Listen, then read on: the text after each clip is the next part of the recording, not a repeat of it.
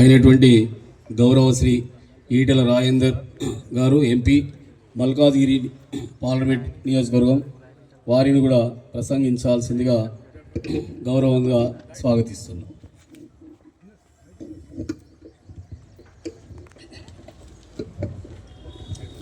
ఒక అరుదైన సంఘటన ఇది.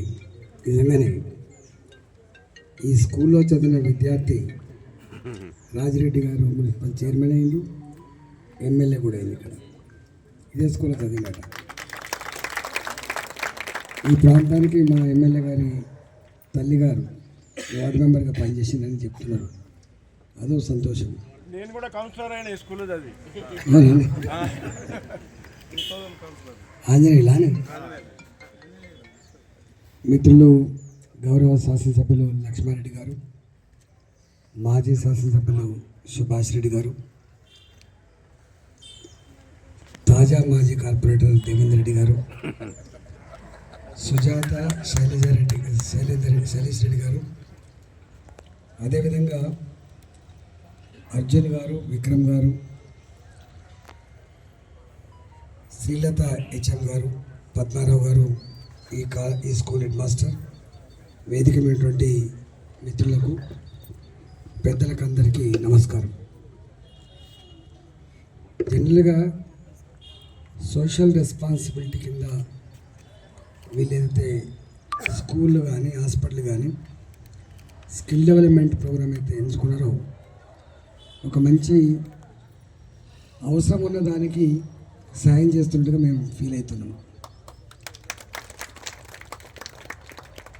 ప్రభుత్వం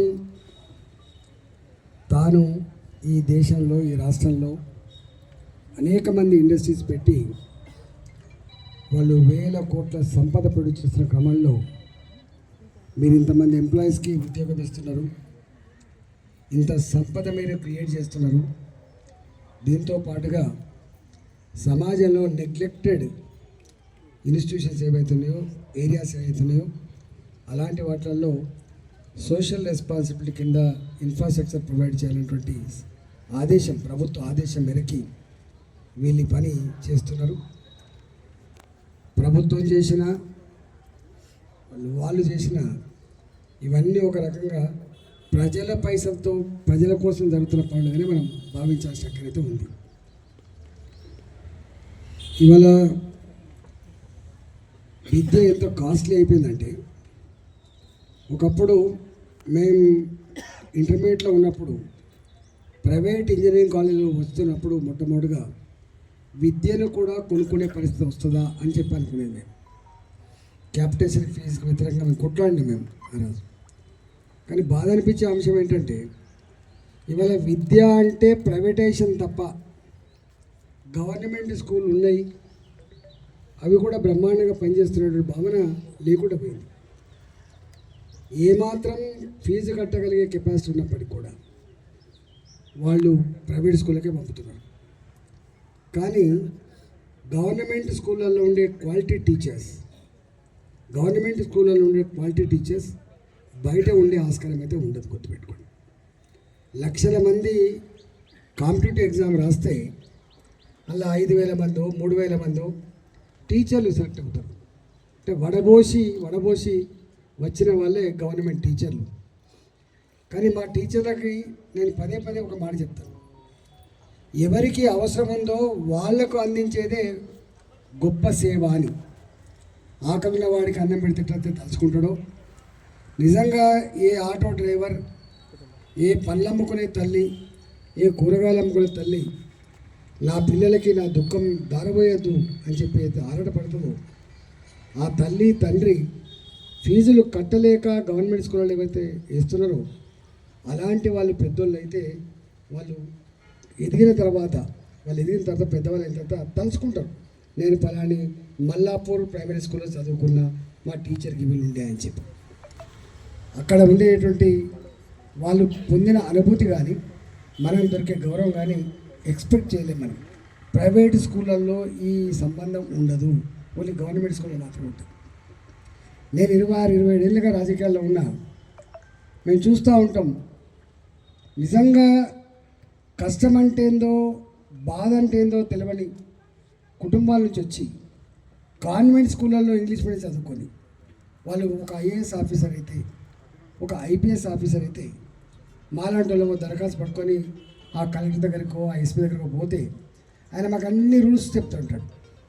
ఈ రూల్ ప్రకారం ఇట్లుంటుంది, ఆ రూల్ ప్రకారం అట్లుంటుంది. అంటే ఈయనకి ప్రజల దుఃఖం, ప్రజల బాధ, ప్రజల జీవన విధానం ఏందో తెలియనటువంటి వాళ్ళు ఆ కుర్చీలో కూర్చున్నప్పుడు వాళ్ళకి ఇవన్నీ అర్థం కావు. వాళ్ళకి ఏమైనా చట్టము, రూలు, కథ చెప్తారు తప్ప మానవతా కోణాన్ని జోడించేటువంటి తత్వం వాళ్ళకు ఉండదు. కానీ అదే ఈ స్కూళ్ళకి వెళ్ళి వచ్చినటువంటి, గా బస్తీలకి వెళ్ళి వచ్చిన పిల్లలు, గా రైల్వే ప్లాట్ఫామ్ మీద ఆడుకునే పిల్లలు ఎవరైతే నిజంగా చదువుకొని పైకొస్తారో వాళ్ళ లాంటి వాళ్ళకి దరఖాస్తు పెడితే సరే తప్పకుండా చేయాలి సార్ అంటాడు ఆయన. ఎంత మార్పుతో చూడండి. ఇవాళ దేశంలో మనం పదే మాట్లాడుతున్నాం. మనం నరేంద్ర మోడీ గారి గురించి మాట్లాడుకుంటూ ఉంటాం. ఒక ప్లాట్ఫామ్ మీద ఛాయ్ అమ్మిన బిడ్డ ఈ దేశానికి ప్రధానమంత్రి కాగలిగిండు అంటే ఈ దేశం ఒక గొప్పతనం. అది గుడిసెల్లో ఉన్నవాడు, ఛాయ్ అమ్ముకున్నవాడు కూడా ప్రధానమంత్రి కాగలిగినటువంటి గొప్ప ప్రజాస్వామిక దేశం భారతదేశం. ఇవాళ ఆయన ప్రధానమంత్రి అయిన తర్వాత మనం చూస్తూ ఉన్నాం. నాకు తెలిసి నేను జ్ఞానం వచ్చినప్పటి నుంచి అనేక పార్టీలను చూసినా, అనేక ప్రభుత్వాలను చూసినా నేను దాని గురించి మాట్లాడతాను. కానీ ఈ 12 సంవత్సరాల కాలంలో ఒక్కనాడు కూడా భారత జాతి తలదించుకునేటువంటి పని జరగకుండా మా మోడీ, మా ప్రధానమంత్రి అని చెప్పి గల్లెగిరేసి గౌరవంగా చెప్పుకునేటువంటి స్థాయికి తెచ్చిన వ్యక్తి ఛాయమ్ముకొని ప్రధానమంత్రి అయినటువంటి నరేంద్ర మోడీ గారు మాత్రమే. ఒకప్పుడు దేశం అంటే ఎంత చిన్న చూపు ఉండనో మీకు చాలామంది తెలియదు. మేము చదువుకున్నప్పుడు ఎప్పుడు సెమినార్ పెట్టినా లేకపోతే ఇంకా ఉపన్యాసాలు ఇస్తే భారతదేశం అంటే థర్డ్ వరల్డ్ కంట్రీ, భారతదేశం అంటే పేద దేశం, భారతదేశానికి నాకు తెలిసి ఇదే మా రాజిరెడ్డి సాబ్ చదువుకునే ఈ స్కూల్లో ఆనాడు ఉప్మా పెట్టేది, గడకతో తయారైన ఉప్మా పెట్టేది, గోధుమ రవ్వ ఉప్మా కూడా పెట్టేది. ఆనాడు ఆ గోధుమ రవ్వ ఉప్మా, ఆనాడు ఆ గడక రవ్వ, దానికి వాడిన డాల్డా, ఈ రెండు కూడా అమెరికా నుంచి వస్తేనే మనం తినేది. మన దగ్గర అంత స్తోమత లేకుండే. అంటే అట్లాంటి థర్డ్ వరల్డ్ కంట్రీ, అట్లాంటి ఇతర దేశాలు పంపితే బతికినటువంటి ఈ దేశం, ఏదైనా దేశం సాయం చేస్తే తప్ప ఒక రాజీవ్ రహదారి నిర్మాణం చేయలేని దేశం, ఏ దేశం వరల్డ్ బ్యాంక్ అప్పిస్తే తప్ప ఒక యూనివర్సిటీ పెట్టినటువంటి ఈ దేశం ఇవాళ మనం చూస్తూ ఉన్నాం. ఇవాళ ప్రపంచంలో ఏ దేశానికైనా అవసరమైతే ఆదుకోగలిగే శక్తి, సత్తా సంతరించుకునే దేశం ఇలా భారతదేశం. మనం అనేక మంది చూసినాం, రైజ్ అండ్ ఫాల్ అనేక మంది చూసినాం. ఉన్నప్పుడు మాత్రం తప్పకుండా కొంత ఉన్నంతలో సమాజ హితం కోసం పనిచేసే కర్తవ్యం నిర్వహిస్తున్న మీరు మరింత గొప్పగా ఎదిగి మరింత ఎక్కువ పనులు చేయాలని చెప్పి మనసుతో కోరుకుంటూ సెలవు తీసుకున్నా. భారత్ మాతకి జై.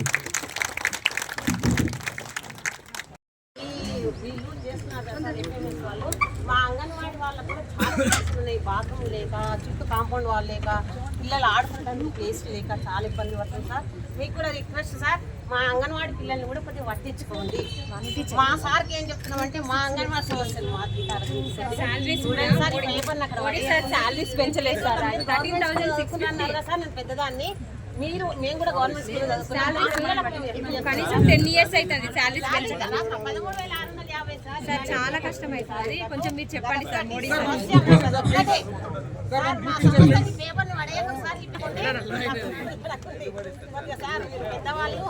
సార్ ఒక గ్రూప్ ఫోటో ఉంది ప్లీజ్ సార్. ఒక గ్రూప్ ఫోటో అక్కలాగా, ఒక మీ చెల్లెల్లాగా నా సమస్యను, మా అంగన్వాడీ వాళ్ళ సమస్యను తెలుసుకోండి. మిమ్మల్ని కలవాలని చాలా రోజులు నుంచి అనుకుంటున్నాం, కాలేదు సార్. అదొక్కటే మా అంగన్వాడీ రైట్ సార్. మా కంపెనీ వాళ్ళు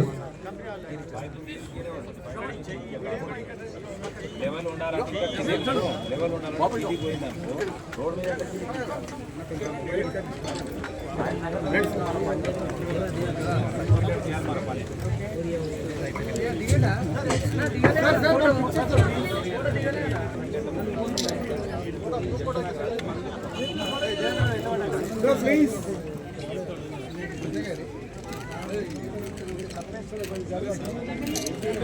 sir, here sir please.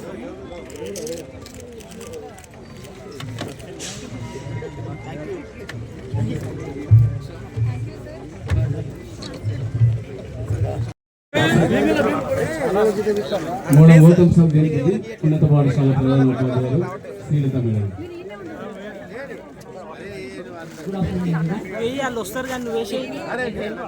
Management వారికి శ్రీ అర్జున్ రమణ గారు ఎండి గారు, శ్రీ విక్రమ్ పెరుమాల్ డైరెక్టర్ గారు మరియు వేదిక మీద అలంకరించిన ఈటెల రాజేందర్ గారు, బండారు లక్ష్మారెడ్డి గారు ఎమ్మెల్యే ఉప్పల్ గారు, బేతి సుభాష్ రెడ్డి గారు ఎక్స్ ఎమ్మెల్యే ఉప్పల్ గారు, అండ్ Devender Reddy sir ex corporator Malapur chairman గారు, మీ అందరికీ కూడా బల్లాపూర్ కాంప్లెక్స్ టీచర్స్ అందరూ ఒకసారి ప్లీజ్.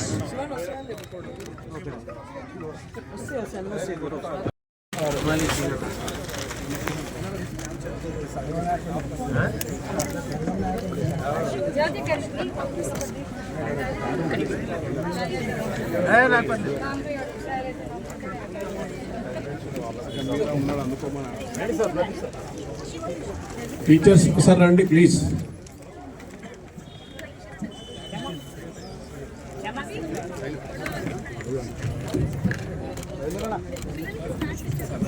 అన్న మాకు ఒక ఛాన్స్ ఇవ్వండి అన్న, టీచర్లు అందరం కలిసి మా గ్రూప్ మా టీచర్